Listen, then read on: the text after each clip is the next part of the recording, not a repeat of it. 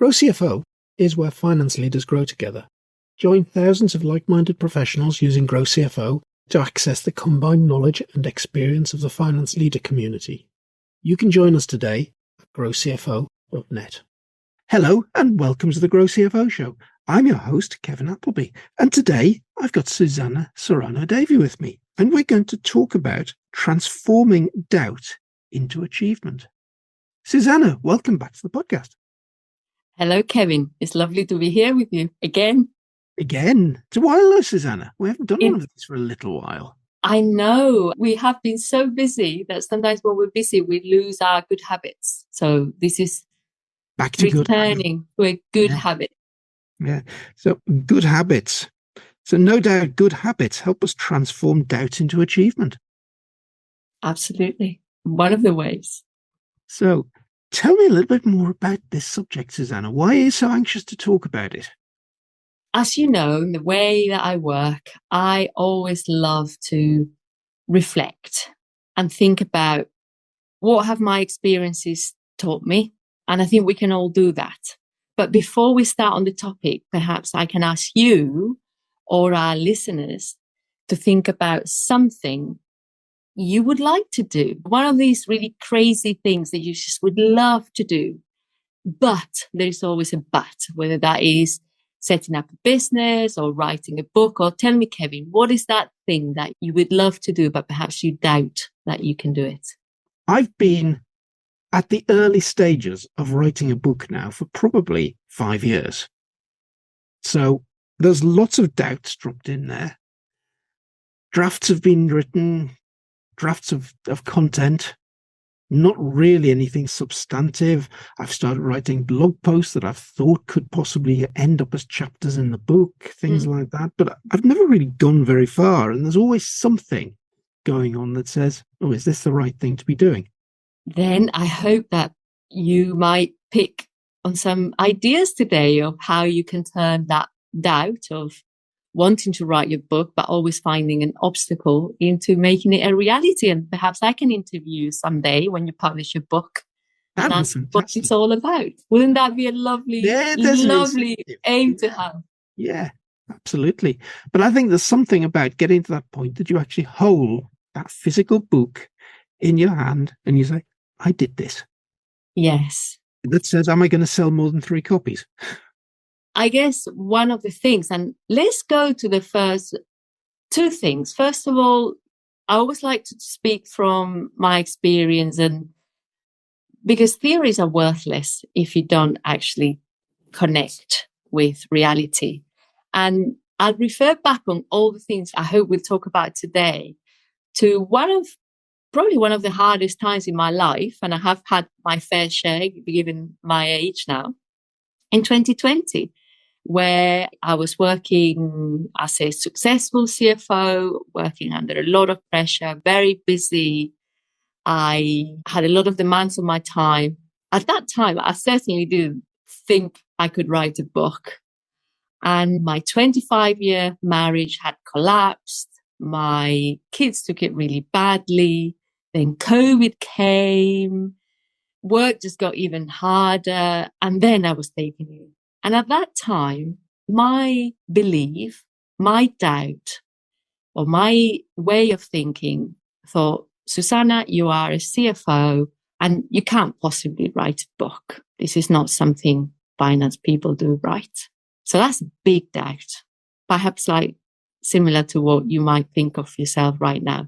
But if you fast forward several years, nearly 4 years now, we're at the end of 2023, I am no longer a CFO. I'm a professional mentor and I have published a book. So it is possible to do these things. And the first thing that connects with what you just said, Kevin, or my first step into that journey is we have to aspire fearlessly, because if we don't just express ourselves, we don't allow the process to happen. It's almost like we're trying to get to the destination before even going on the journey. So when you're writing your book or you're writing your topics, perhaps whether you sell one or not, it's not that important. In the case of my book, I started telling everyone, as you well know, that I was writing a book. I never said I was going to finish it. And this is almost like you go in a dance class and you're all tied up tight. You don't enjoy it because you're so worried about dancing perfectly. Or in your case, you're worried that you might not sell a book. But when we forget about dancing well and we relax and we start to have fun, then magic can happen and you can start on that journey. So my question to you, Kevin, and whoever is listening to this podcast is that thing that you'd like to do, but somehow you don't feel capable of doing. If you didn't have to worry about succeeding, wouldn't it be fun to try anyway? Definitely. Because half of the fun is the journey in the doing. Even if we don't achieve the things we set out to achieve, we can choose to enjoy the process and gain from that experience. You've got a methodology, haven't you, behind this? Yeah. And we just talked about aspiring fearlessly. So that's the first step. The 7 steps that we're going through spell out achieve. They do.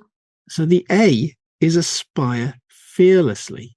So just get on and do it and enjoy the journey is what you're saying. Don't worry about succeeding. Just aspire. Just start. Take that first step. I like that. But taking the first step isn't going to get us to the 2nd, 3rd, 4th, 5th, however many steps we need. There's got to be a little bit more than just getting started. I think getting started, you allow the process to begin. And the second step, for me, certainly in my experience, has been to creatively express. When I was writing my book, I just felt that it was something I needed to share with other professionals. So the creatively expressed has to be with letting go of that thing you believe is expected from you. And just to ask yourself, what am I really passionate about? If I allowed myself to explore, what would I do? Or if I wasn't so worried about achieving my goal, what would I also test along the way?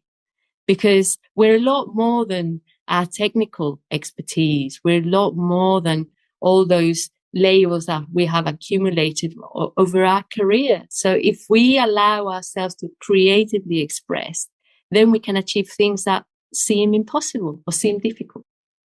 Do you have any tips to anybody to say, how do you work out what your passion or your purpose should be?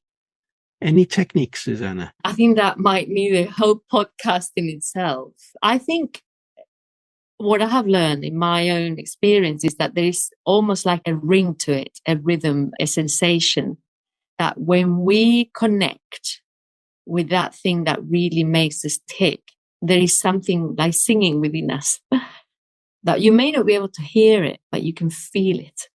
Mm-hmm. And now that I look back to many, many years of my life, I recognize that singing in many of the things that I did throughout my career that had to do with communication, had to do with supporting my team, had to do with other activities. And I think whatever it is our listeners do, if they pay attention to not only what they do, but how they feel when they're doing it, it's not that hard to find. I can see where you're coming from with that. So we've had A, aspire fearlessly, C, creatively express, the H. The H is for hold back and wait.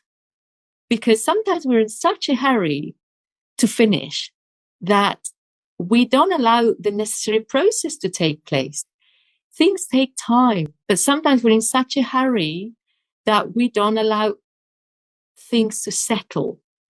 And even when we don't try in that process that you're going through for your own book, even though you may not be finishing it now, there is things happening, people you're talking to, conversations that you have that you say, I get it now. That's the piece I was missing.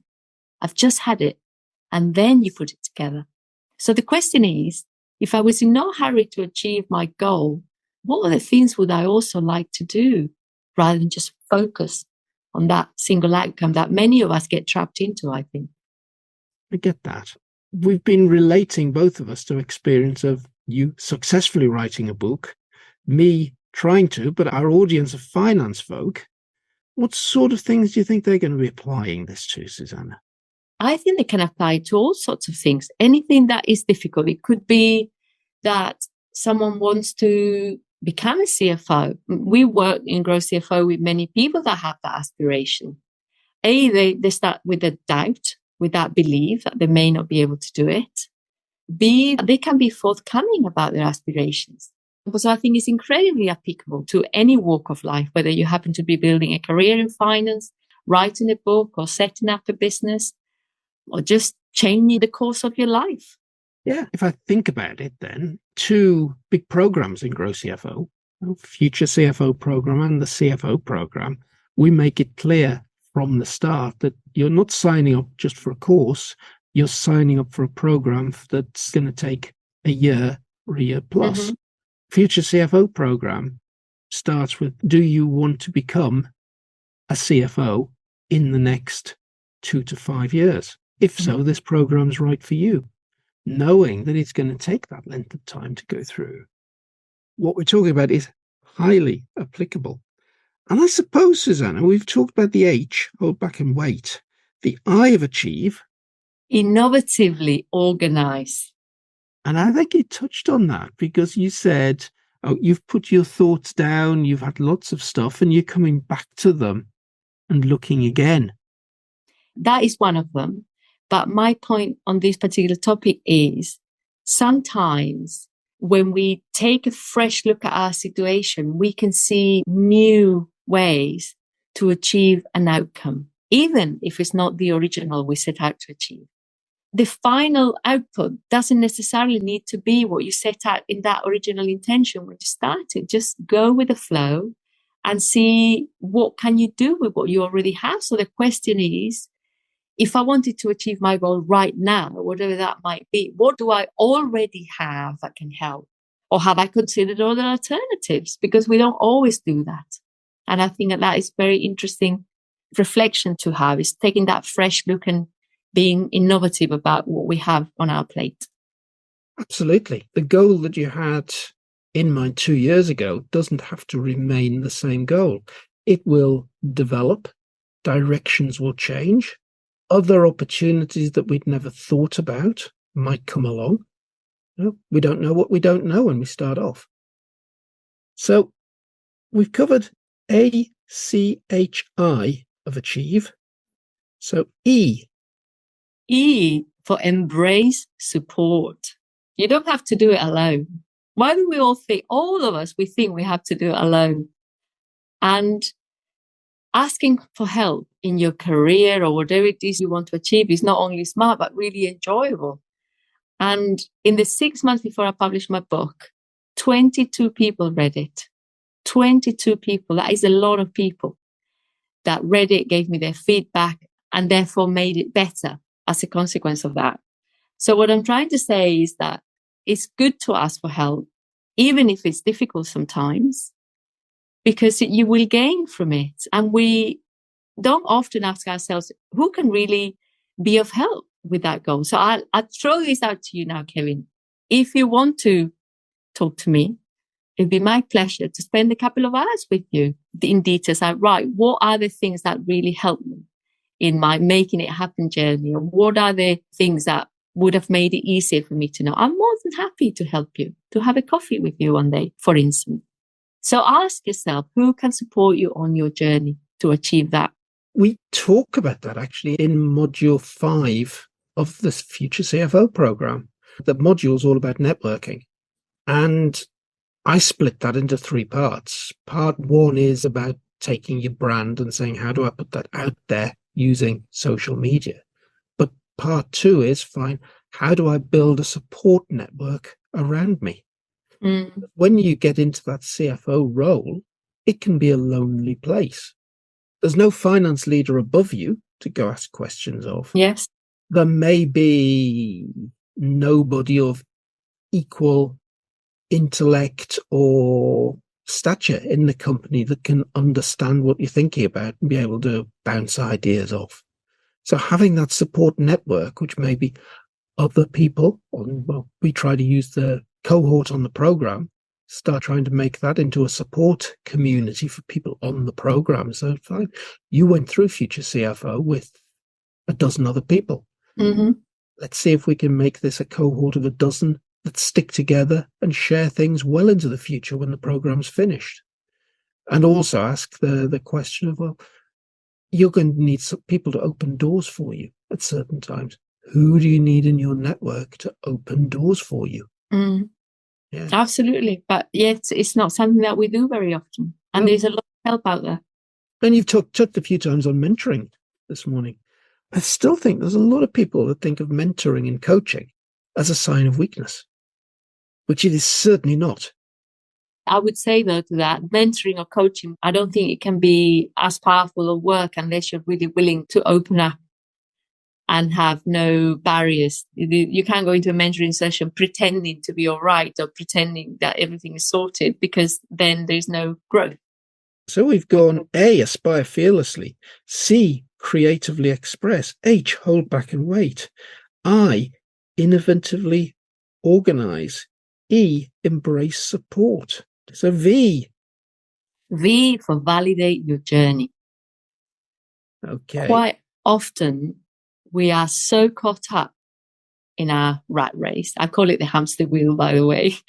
We don't stop, just step back and ask ourselves the right questions and reflect and put ourselves into the observer seat in our own life.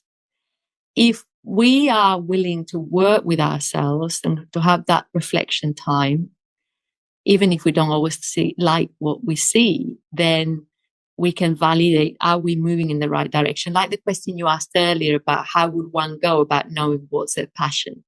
But by listening to yourself. So the question is, do I spend time with myself reflecting upon things?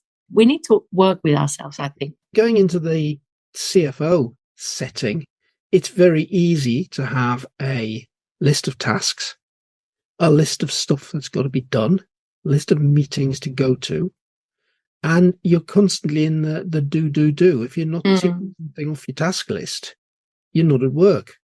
Quite often working on GrowCFO stuff, I feel that way as well. If I'm not actually sitting in front of a screen doing things, I can't be working. But actually, before you and I spoke this morning, I took 2 dogs out for a walk. And one of the main things I was getting straight in my mind was, what are we going to do in this month's GrowCFO quest? I pretty much came back from a dog walk with some sorted out thoughts, some good ideas of what the exercises should be, how it's going to run.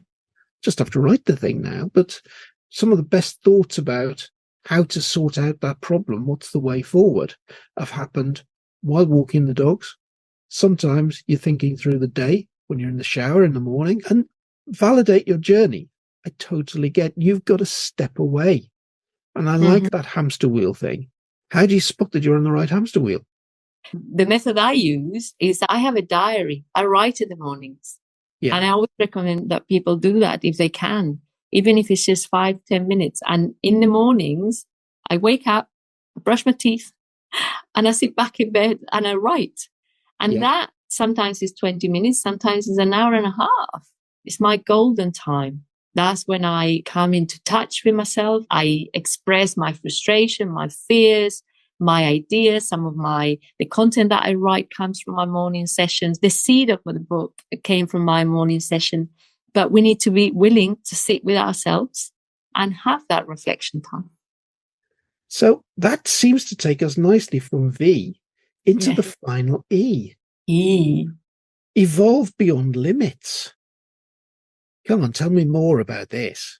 This is really about just break the assumptions about what you can't achieve. I think we all have these beliefs, these doubts, all of us. I have them as well. I keep having them. I just try not to take them too seriously.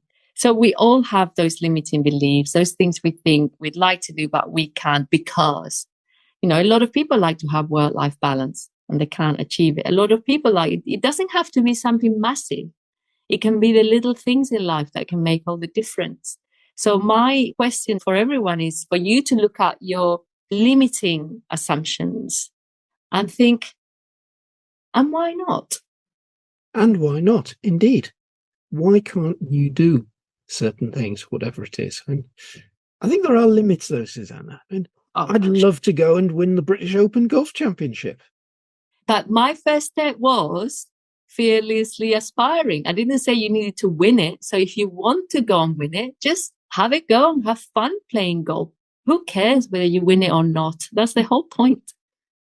Whatever aim we have, if we only focus on that outcome, is it really worth achieving anything at all costs? I certainly don't think it is.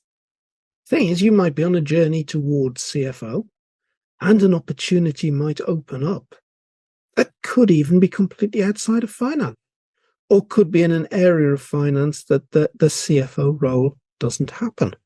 No? Because you think that's the destination today doesn't mean in 3 years' time you'll still think it's the destination. Exactly. That's precisely my point. Yeah.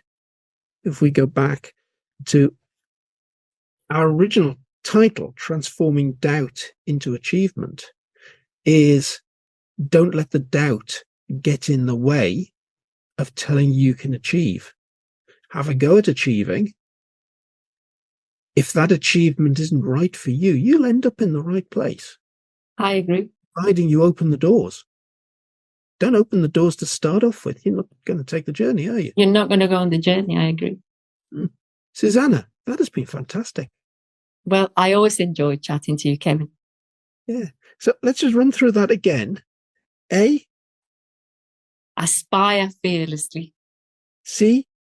Creatively express. H. Hold back and wait. I. Innovatively organize. E. Embrace support. V. Validate your journey. E. Evolve with beyond limits. Fantastic. Susana, and you've been talking about your book, mentoring, helping people, all sorts of things. See, people can get in touch with you via GrowCFO, but how else can they get in touch? Yes, well, it's very easy to find me, Kevin. Just Google my name, Susana Serrano-Davey, and a lot of stuff comes out. Or go to my website, which is serranodavey.com. Brilliant. We'll put all that in the show notes. Yes, thank you very much. And it would be lovely to hear from some of our listeners. Sometimes I come across people that say, oh, I heard you on such a podcast. Tell us what you thought. And sure, Kevin and I would love to hear anybody's agreement or disagreements on our little discussion today. Absolutely. Susana, thank you for being today's guest on the GrowCFO show. Thank you, Kevin.